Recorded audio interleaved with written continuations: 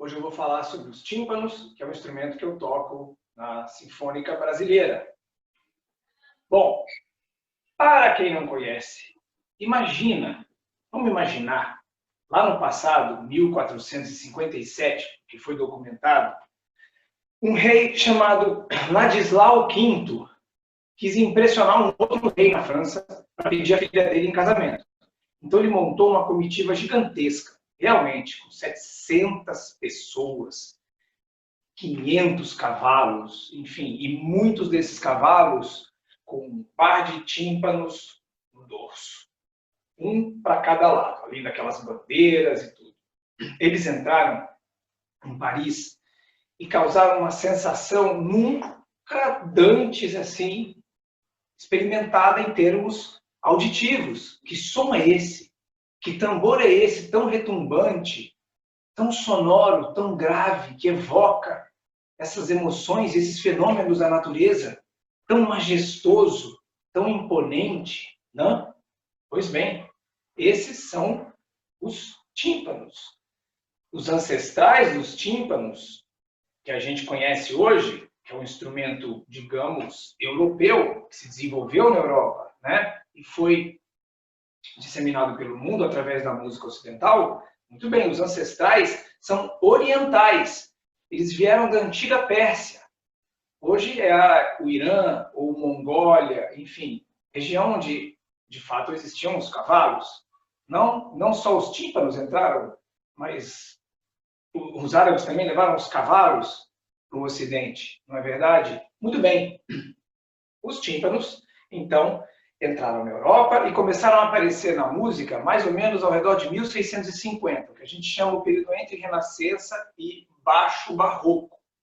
E foi no período Barroco que esses instrumentos efetivamente entraram para a orquestra e tiveram escrita. Eles foram, então, escritos em partituras para oratórios, cantatas. Isso quando a gente fala de música religiosa, e para música instrumental, suítes, sinfonias, né? Também eram usados muito do lado de fora, sempre em cerimônias e eventos do lado de fora. No Barroco eles passaram para dentro dos palácios para servir às cortes, né? E quanto mais elaborada a corte, melhor o compositor, melhor a orquestra, melhor a música, enfim. Esses instrumentos então se desenvolveram bastante. Mas até então eles eram muito parecidos com aqueles dos cavalos, ou seja, um par. E permaneceram sendo um par durante quase 4 séculos. Do Barroco, eles foram para o período clássico, ok? Depois é importante a gente saber quem são os compositores de cada período, tá? Bom, eu posso citar. No Barroco a gente tem aqui Bach, Handel, Purcell, Leclerc, ok? Lully foi o primeiro compositor a escrever para tímpano numa ópera, Teseu, Jean-Baptiste Lully.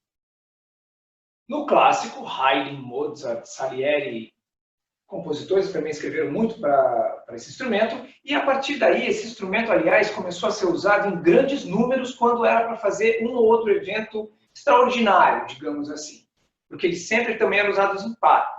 Mas como não existia uma mecânica para mudar a afinação rapidamente, então eles às vezes acrescentavam instrumentos, faziam músicas para 8 tímpanos, mas aí é onde o timpanista era solista, né? Uma coisa muito espetacular para mostrar aquele virtuosismo todo, não é verdade? Então, até então, nesse período, se experimentou uma mudança de tamanho dos instrumentos apenas, certo? Mas o mecanismo ainda era muito rudimentar, né? Tratava-se apenas de uma cuba. Aliás, deixa eu mostrar rapidamente, esse aqui é o ancestral do tímpano, tá? Os primeiros tímpanos, olha só. Lá atrás, da época dos cavalos, certo? Esse aqui já são os tímpanos do período barroco, olha só como eles eram. Sempre em par, Muito parecidos, não é? Pois bem. Então, a partir desse período clássico, eles avançaram para o início do século XIX, 1800, e tiveram uma escrita muito elaborada com Beethoven. Muito elaborada. Beethoven começou a escrever para diferentes notas, que antes não eram escritas, até intervalos diferentes. Muito importante a gente dizer, aliás, olha só, que esses instrumentos sempre tocaram o grau 1, que é o mais importante, e o grau 5 da tonalidade. Pam, pam, pam, pararam, pararam, pararam, pam, pam, pam, pararam, ok? Tônica e dominante, tá bom? Mas a partir do século XIX, vamos falar de 1800, até 1880, nesses 80 anos, aí sim os instrumentos desenvolveram tudo que eles não desenvolveram praticamente em 4 séculos. E aí várias tentativas para mudança de nota foram realizadas. E aí a gente tem aqui, olha, eu vou mostrar alguns protótipos. Dá uma olhada nesse aqui. Olha, mecanismos dos mais malucos, porque ela era uma era, o início do século XIX, em que os fabricantes começaram a experimentar protótipos de motores, de máquinas. Olha, vários sistemas para mudar a afinação do tímpano. E isso possibilitar que os compositores escrevessem obras mais elaboradas, né? Músicas para tímpanos. Olha só isso aqui, que maluco. Praticamente você empurra ele para cima e para baixo e aí obtém a mudança de notas. Não é? Olha, todos os protótipos que foram tentados nesse período entre 1800 e 1880 até chegar a esse aqui, que foi o tímpano a pedal, construído por Carl Pitrich. Certo? Aqui, sim, o músico pode ter as mãos livres para tocar e usar a mudança de afinação no pé. Porque até então, era tudo na mão, com aqueles parafusos pesados. Muito importante, quando os tímpanos entraram na Europa, o ferro era um ferro muito pesado, não era um ferro, não eram ligas leves. O parafuso era aquele parafuso pesado.